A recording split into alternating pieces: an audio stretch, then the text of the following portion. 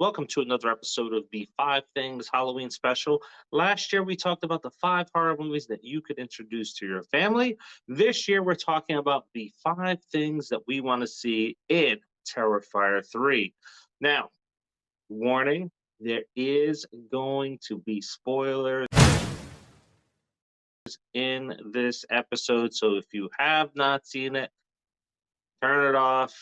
Come back when you've seen the film in the theaters because it's still playing.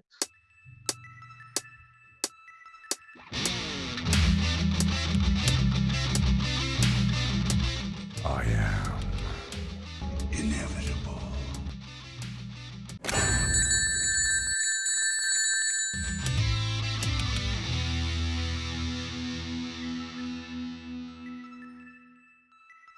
So with us today is one of our men behind the scenes here at Nerdbox, helps us out whenever he can. He is also debuting his logo and intro for his entertainment company, which is Shylantamore. So that is an executive producer with Terrifier 2. It is Marcus McGill.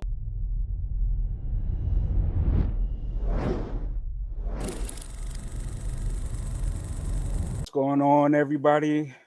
I hope you all have been enjoying the film. Keep supporting it. We're going into our third week, and if you could keep it in even longer, the better. Thank you for your support, and we're truly grateful, all of us. Now, it wouldn't be a five things unless we had a guest. And with us today is Killjoy Jake. Well, sometimes that is better. Howdy, hey, how's it going, everybody? How's it going? Welcome to the show. We are very glad and happy that you're with us. Thank you. It is a privilege to have you a part of the show and to talk about this topic. But before we do, man, go ahead and plug away what you got going on your channel.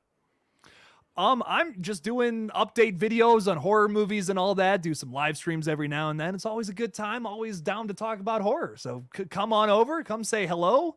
Come say hey. It's a good time. Nice. Now, I haven't checked your live stream. So what's going on with the live streams? You got any coming up in the next month or so? Yeah, I do a live stream like once or twice every week or so. I kind of just answer crazy burning questions. I like to talk about everything, not one particular thing. Some people like to, like just make it focused on one movie or something. I'm kind of just like, hey, whatever what the audience wants to talk about, we'll talk about that. So it's always a good time. Always fun hanging out with everybody. Nice. Awesome. All right, so as I mentioned, our topic today is five things that we each want to see in Terrifier 3. And how it works, if this is the first time that you're tuning into the show, we go round robin style. Our guest goes first. So, Jake, what do you got at number 5? Something I'd like to see in Terrifier 3 is just another stroke of the brush of Art's backstory a little bit. We kind of dive a tiny bit into that a little more in this new one, which I think is cool. I don't want the whole picture painted. I don't want to know everything about the character yet. But just another piece of that puzzle, I think would be something really cool. I'm like you. I am just fine with getting little pieces here and there so that we're not just getting maybe just 3 movies. Maybe we get a little bit more. Maybe we get 4 or 5 out of this franchise. Yeah, no, I agree. I'm looking for a big horror franchise. It seems like Damien Leone, or I feel like I always pronounce his last. I got it right. Cool, yeah, perfect. It seems like that's the route he wants to take this. Make this a full blown long horror franchise, make it something crazy, and I love that personally. That's really interesting to me. Art the Clown is such an icon, so I could totally see this going on for a while. Yeah, especially with some of the icons that we've gotten this century that they've dropped the ball on. Like Jigsaw, right? We introduced them, we killed them off in the second movie. Now we have to make every single movie go back in history to keep them on screen. And then we supposedly are getting a Trick or Treat 2, and then we still haven't gotten a Behind the Mask, The Rise of Leslie Vernon. So it's like, all right, here we go. So I'm with the both of you guys as far as just a little, brushstroke of his history, but yeah, I'll continue with mine afterwards. It's connection to the little pale girl. That is my number 5 too. We already know that she's controlling him, because that's explained in part 2. But I would like to see how, because of the fact that she embodies the little girl victim that Art killed, you know, in the funhouse in the Terrifier. So to see why she chose that body and what the entity is controlling Art and what their mission is, I would love to see. We're running out of time, right? She's going to get older. So I guess we may probably get a replacement actress, but I would love to even just see this actress play her again. Most likely we won't, but yeah, I definitely want to see more about that story as well. Amy Lee is great in the role, so you know, I don't honestly, I don't see Damien. Really big standout for me personally. Mm-hmm. I'm gonna say more Lauren Lavera. Like anything we can do for that. I love Sienna. I think one of the strongest elements of this new movie was that we had a final girl who was as competent as the antagonist. You know what I mean? It was really awesome to see a really strong protagonist character in this series, and I just really love. She's honestly one of my favorite final girls of all time now. Like the easy top 10. She's amazing. Would love to see her back for Terrifier 3. My daughters haven't. They're 14 and 13. They haven't seen Terrifier 1. But like the second time I'm seeing this movie with my wife, it's like, man, maybe I let my daughters watch it, because it's such an awesome character. It's such a great role model that's relevant to today and what they watch and what they're a part of today in society. So yeah, I agree with you 110%. To see immediately what happens from the mid-credit scene with Victoria, the nurse, and Chris Jericho's character. Just to see, you know, Victoria holding her head in the padded room, I want to see immediately, like, that's how part 3 starts. Like, what the hell is going to happen? Like, you know, whether Victoria is going to kill the nurse or Art just springs a body like little Deadpool, you know. In that scene, Victoria, or the actress Samantha, has a tattoo on her wrist. It is an hourglass. Usually it means something, you know, positive, but one of the first descriptions of it is awakening. So as we saw in that scene, so Art's back, and what the hell are we gonna get if that's a little Easter egg for an awakening? Mm-hmm. Ooh, I like where you're going with that. Yeah. Yeah. Because we haven't explored the Ninth Circle that much in these last 2 films, so maybe that's what's coming. That cinematography could not change the style of. The cinematography of this movie was just incredible. Like that opening scene where Art's coming around the corner is just so impactful. So I just want to see just go right down that route, because it really just stands out from a lot of the horror movies that we've seen recently. I really enjoyed it.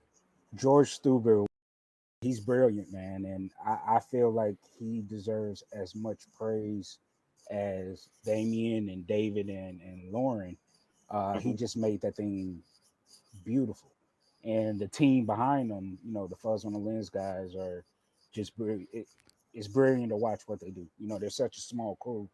It's just amazing what they're able to pull off with the amount of people that's, you know, involved. And can't leave out Faye as a focus puller. I mean, she's on top of it, you know. So yeah, man, the cinematography is just impeccable. This is beautiful. I want to hear another score from Paul Wiley. That's one of the most underrated things I think about the movie. Everyone's rightfully so praising the gore, David Howard Thornton's performance as Art, Lauren Lavera, and all those things are amazing. But another big thing for me about this film is the score. It feels so 80s. It feels so retro. I love that. I would love more of that in Terrifier 3 for that to carry over. Loved the music, seriously. That is my number 3 as well.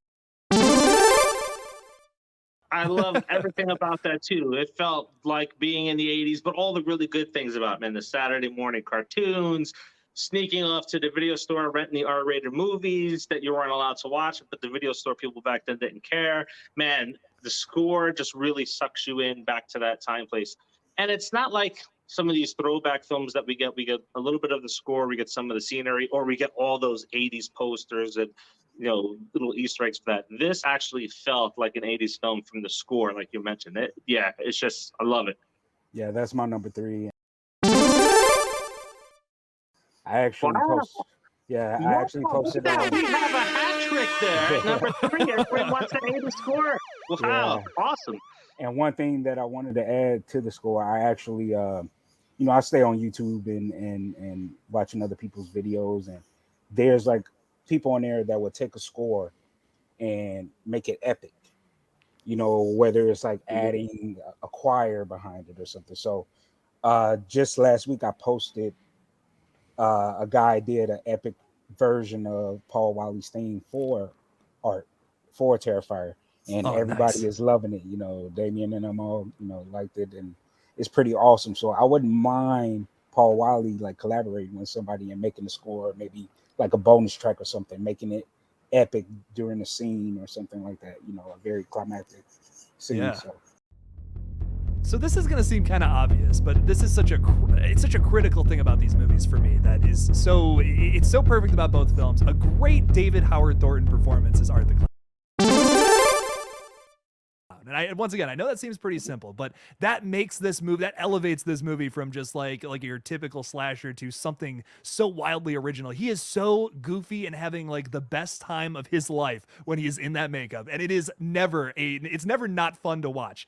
When he is just like kind of laughing, like mimicking that as he's killing somebody, it is just either so funny or so gruesome, and it's great. Every single time I see him in that makeup, it's just wonderful. So that's something I'm really looking forward to in a Terrifier 3. Once again, any time of him in that makeup, it's great. It's almost like he was born to play this role. Like you see the audition tapes where he walks in and he's putting the salt on the invisible head. It was just great. Yeah. It's pure gold with what he does with the character. So it's like when you think about it, it's like, wow, how can you top that? But I'm pretty certain that he'll be able to. Yeah. Oh yeah. Yeah, between him and Damien, they just work. They're like, symbiotic, man. They just work well together. Damien will give, the broad canvas, and David will just run with it. So Yeah, and then hearing some of the behind the scenes stories from 2 where he would actually sneak up behind Lauren and scare her in person. It's like, yeah, he's having a lot of fun with it. So it definitely comes through on the character. I love hearing that y'all extended the one kill in the movie. I don't know if we're getting into big spoilers. We can get into spoilers, right? That's okay? Yeah. Okay. Movie's out. Right. You're right. Exactly. The one kill that just goes on forever. Like it's awesome. And I love hearing in the little behind the scenes featurette at the end of Terrifier 2 that plays that you guys like it was like extended. It was like an extended, like that was supposed to be just a little kill and it turned into this big thing and it goes on forever. It's so funny. I love it's probably awful I'm saying it's funny, but I love it. Like that sequence is hilarious. It's so cool to see how that happened, the process behind that. That was really cool. It went from shooting from 2 days to I think like 6 days, for that. So, and then the stories behind it about her being stuck to the kitchen floor when they were cleaning it up, That's awesome. It's kind of funny, right? So in one of David's interviews, he said it's not a Terrifier film unless I'm almost killed because, you had the SWAT team show up in the first film and then he walked into the laundromat and the police were called on him there. But the same thing happened in the first movie too. Dawn got stuck in the mold, right? Yeah. So they thought they were going to have to run her to the ER. So it's kind of funny. So I guess that those sort of bad things, because nothing really bad happens to the actors or actresses involved, that there are good signs for the film. Yeah. My number 2, I said it earlier, was Moral Thorn. As Sienna, I just want to see whether she'll come back extremely damaged, with the loss of her mom and just the loss of her friends and everything piling up from her father and just to see her become this, I don't know, like I said, Nev and Dee Wallace are 2 of my favorite scream queens. I want to see her surpass them. And I think she has potential to do that because Damien wrote such a kick-ass character for her. I want to see more of her growing into that strength and being able to challenge Art and challenge the little pale girl or anything else that'll come away just to protect, Jonathan, to protect Elliot. So yeah, I agree. Definitely want to see it expand. And maybe I'll mention something that I kind of saw on the internet a little bit later maybe this is my pick later. So my number 2 is almost like a two-parter. So I want to see the story expand, but I don't want to see the violence and the kills expand with it. I don't want to see this become the next Saw or Final Destination where people's like, man, I just got to go to see what the next kill is. I got to see what the next kill is, right? And keep upping that and then lose the story with it. So I want to see the story expand. I want to see the kills stay on the level that they were in part 2. And I think we'll be fine. Yeah. To piggyback off of that, somebody mentioned to me, a friend of mine came up with an idea of what she thought. She was like, man, what if the father, was a comic book artist? And so everything that happens in part 2 with Sienna wearing the costume that her father designed, and he drew the picture of art and other victims and stuff. It was like, what if his comic book story came to life? And that's what all of this was, kind of like the scene in Nightmare on Elm Street where was it part 5, the comic book artist, where the Super Freddy came up and Yep. and he came out the pages and everything, and everything was happening from the pages. Demon Knight did it, when the kid was reading the comic book and everything that he was reading started to happen. So yeah, that was an interesting idea, I think. Well, I'll tell you this. I'm not going to spoil the other video, but there is definitely Easter eggs that either links this story to the past or to what's coming up. Yeah.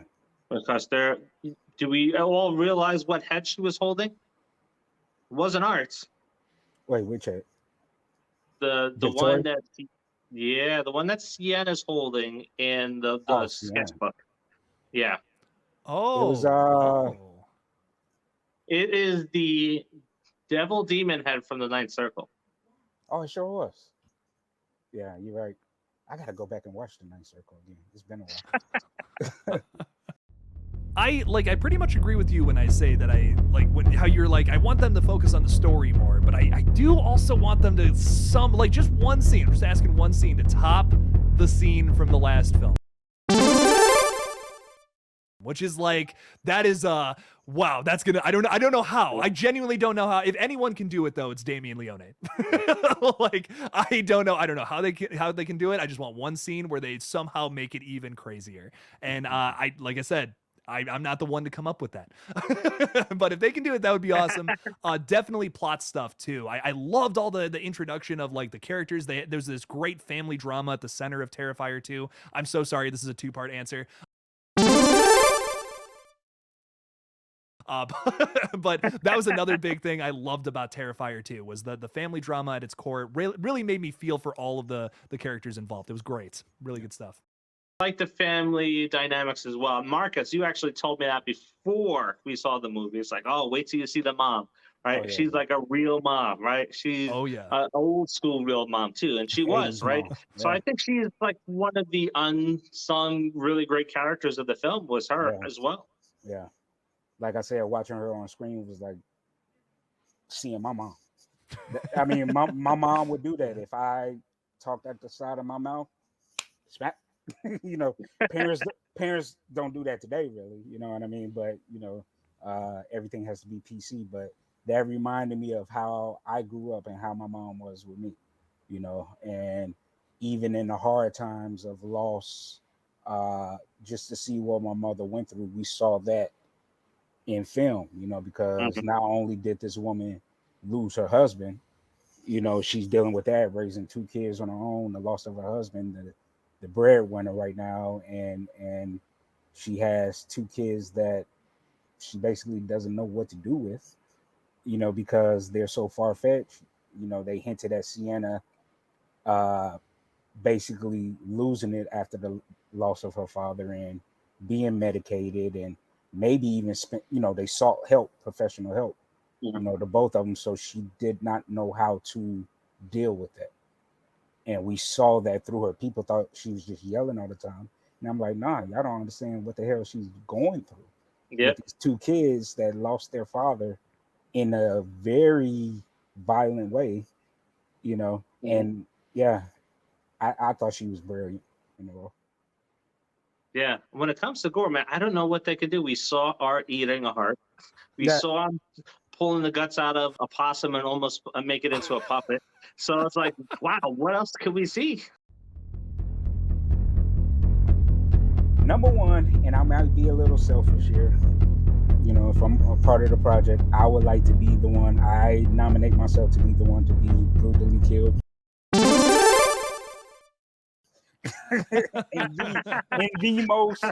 in the most sadistic way possible, you know. So, you know, because I thought Brooke's boyfriend got it bad, you know, being that was beyond being castrated.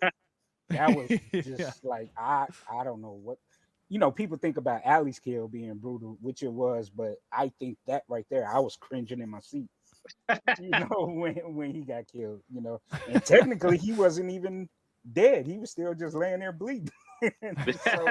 so that's pretty brutal. But I nominate myself to be killed. That's my number one.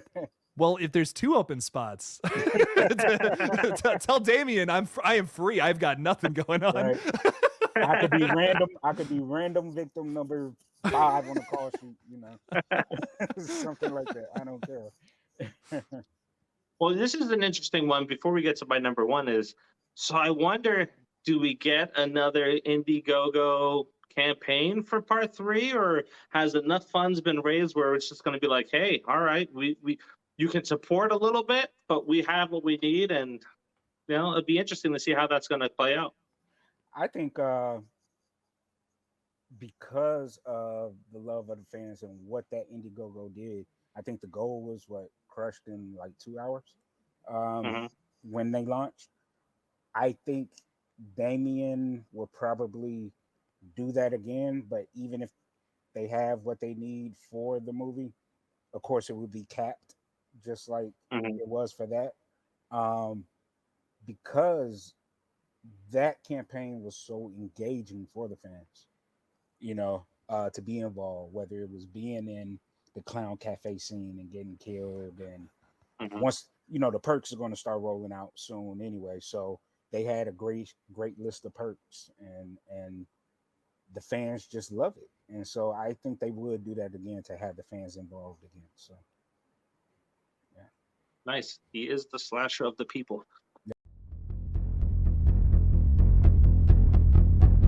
My number one is I definitely want to see more of the character Sienna and explore what she brings to the final girl genre, period.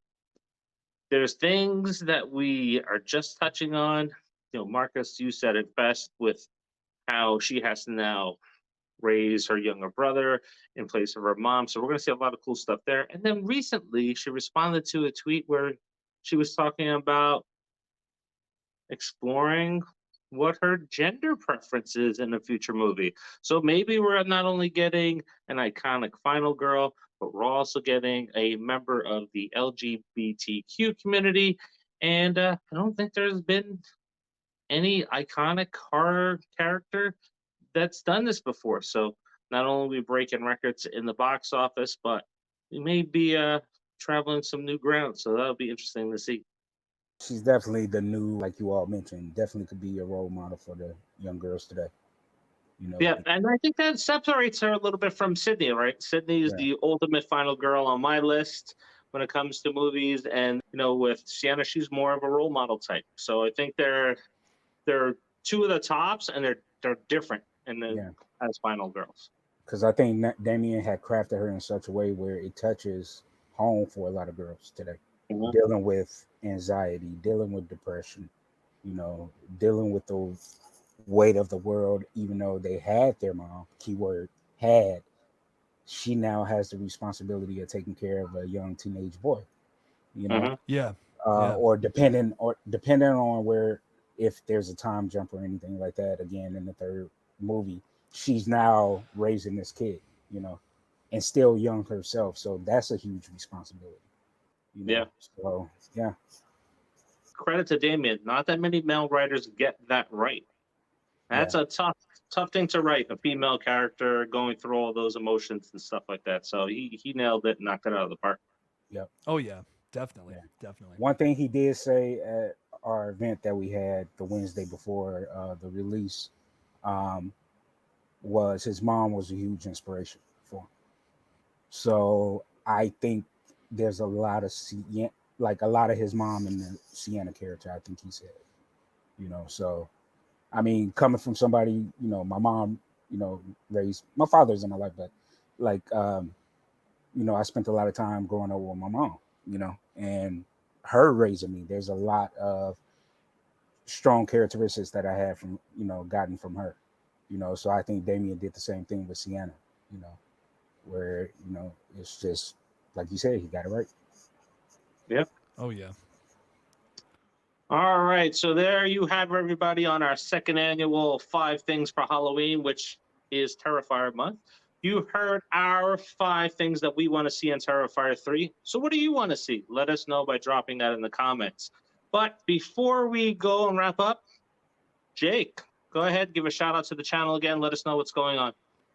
Yeah, I am the Killjoy Jake. There's no the. I just talk about horror movies. It's a great time. It's fun. I just talk about Art the Clown, Michael Myers, whatever. We're just doing updates over there. I do live streams. Come hang out. We'll talk horror movies. It'll be a fun time. So go ahead and subscribe. Why not? Yeah, definitely go and do that. So link will be in the description. So go and click on that if you're not already subscribed to it. And everybody, as you may know, it is our quest for 5,000 subscribers. So please make sure you are subscribed to the channel. Drop a like on this, leave a comment so you can help expand the audience that gets to see this.